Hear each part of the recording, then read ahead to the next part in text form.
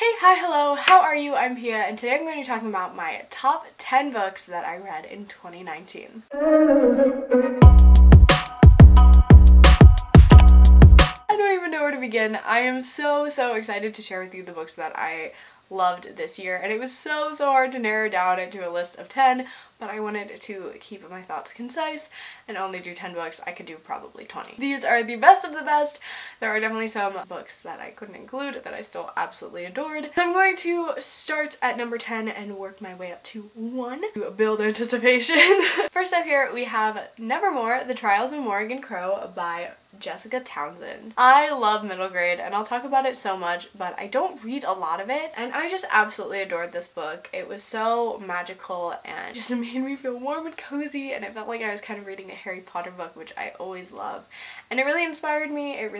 I'm just so in love with these characters and the story, and I think it's just so imaginative and it's so perfect. So this basically follows Morgan Crow, who was born on Eventide, which basically means that she's going to die on her 11th birthday. But her 11th birthday rolls around and she gets swept up by this guy named Juniper North, and he takes her to Nevermore, where she has to complete these trials to have her be accepted into the Wondrous Society, I believe. So it's kind of like Harry Potter and the Goblet of Fire if I were to compare it to anything, but definitely don't go in comparing it to Harry Potter because but this is a lovely story and I enjoyed it so much. I'm really excited to continue with the series and stay along with these characters, and I'm very happy I read this. Coming in at number 9 is Ghosts of the Shadow Market by Cassandra Clare, Sarah Reese Brennan, Maureen Johnson, Kelly Link, and Robin Wasserman. This is a collection of short stories detailing the life of Brother Zachariah, who is one of my favorite characters, and I loved seeing this kind of merge between all of the book series. Definitely love him as a character, and I really loved all of the short stories that were in this collection. Unfortunately, I don't own it, but I cried, I laughed. It gave me warm and fuzzies, it made me upset, it made me excited, and I think I read this right after I read The Infernal Devices, and it was just so perfect. It's just so great to catch up with the characters from that series as well as the Mortal Instruments, and even for me, meet the characters in the Dark Artifices. I haven't read some of the other short story collections that Cassandra Clare and her friends have been writing for the series, but this was just so good, and I really loved it. So if you're not a big short story person, but you loved the Infernal Devices just like I did, you need to read this because it's so good.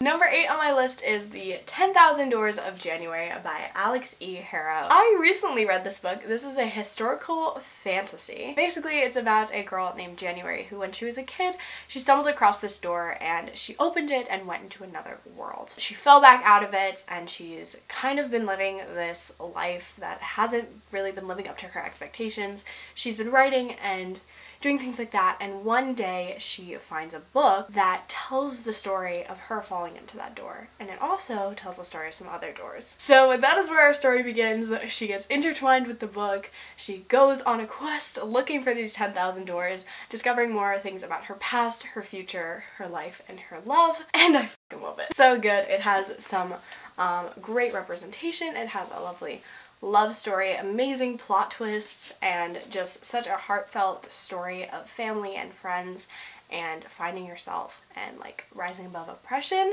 I was so pleasantly surprised with this book that I just could not include it on this list. It made me laugh, it made me cry, it made me feel all the feelings, and I highly recommend that you check this one out. Next up, I have The Great Unknowable End by Catherine Ormsby. This is a kind of, I won't say supernatural, a fantastical historical. It's kind of like a historical fantasy, but with less like magical elements, and this is set in the 70s, so it's following a girl who is dealing with a lot of loss. Her mother died of suicide, and her brother basically moved into the hippie commune that is in her town. And then our second perspective is a guy who has only known the hippie commune. He's never been out into like the real world, and it follows their stories, how they intertwine, how weird things start happening, like it's the end of the world. It's so good. It's so surprisingly amazing. I've read another book by Catherine Ormsby and really enjoyed that, and I love this even more. I just love the 70s elements. I loved the in-depth look that we got at these characters because I felt like I really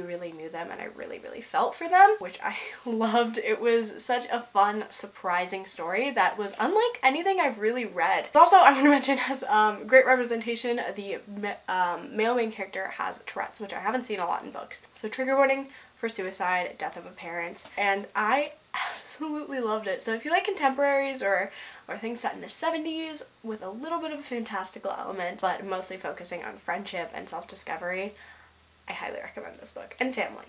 And loss. Next up is number 6, and that is Dear Sweet Pea by Julie Murphy. This is a middle grade story following a plus size main character who is 11 years old. She has a big cat, and her parents are going through a divorce, but they're ending up living one house down from each other in identical houses. So it's a little bit weird, it's a little bit quirky. In the middle of their two houses is a weird woman who runs the advice column in the newspaper.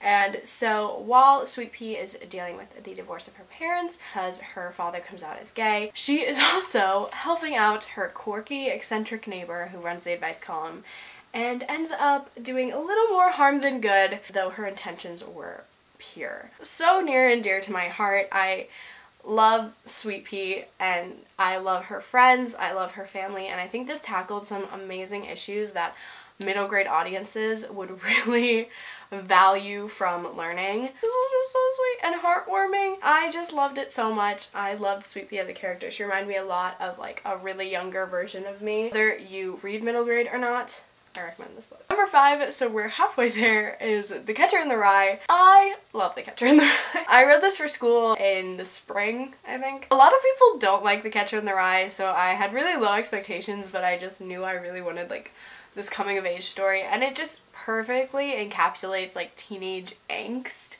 and just like the human condition so well that I adored this book. Loved Holden as a main character. I loved reading from his perspective. I don't even fucking know. Like, I love The Catcher in the Rye so much. This has quickly become one of my favorite classics, and I don't say that a lot about classics, but I found a good one.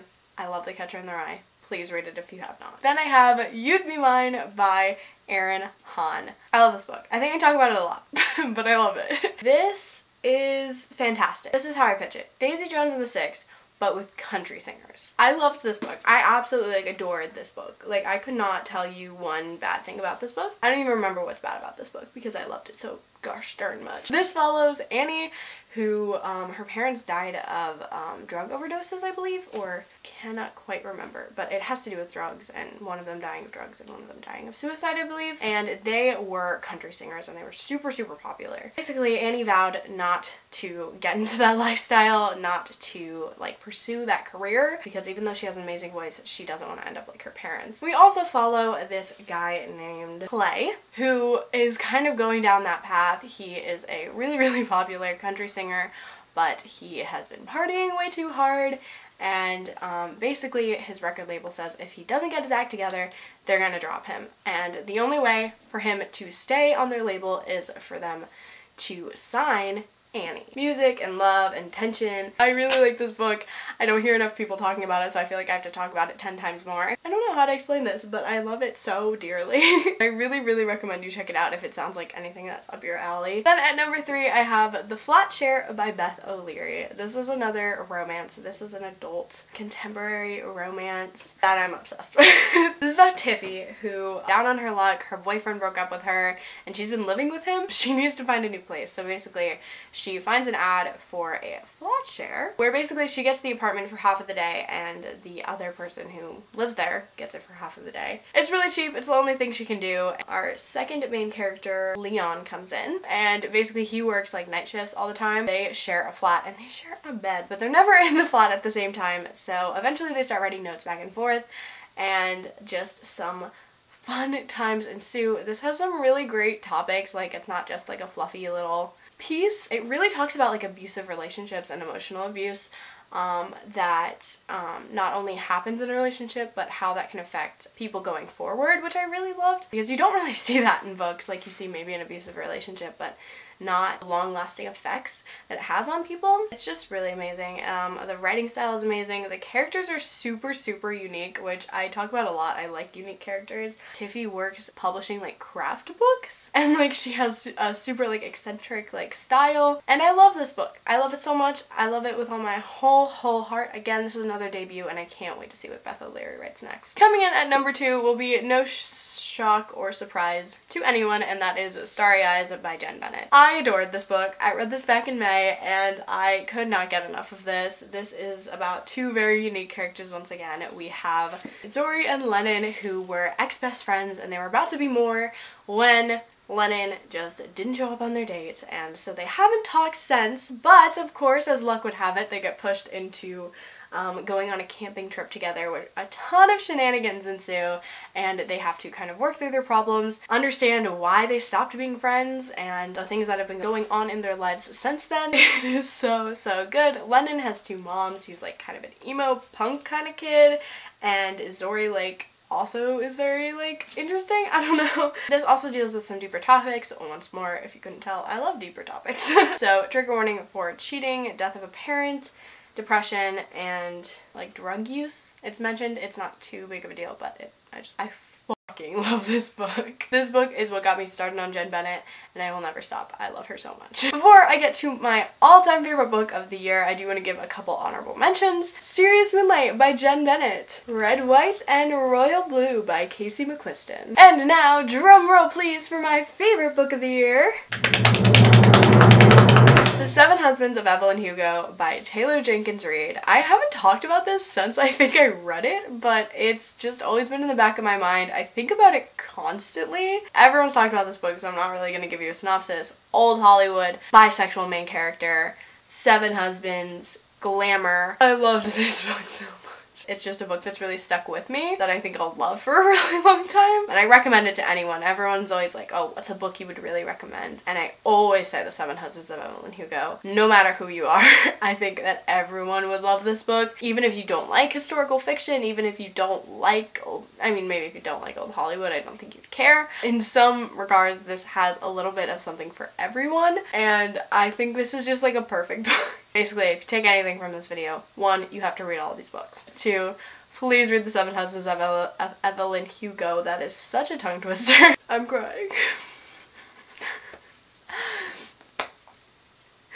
Anyway guys, that is all for this video. I didn't expect to cry. I just love these books so much. I hope you enjoyed it. Make sure to let me know in the comments what some of your favorite books of the year were, or if you're planning on reading any of the books that I recommended. With that being said, like, comment, subscribe, do all the things, and I will see you in my next video. Bye!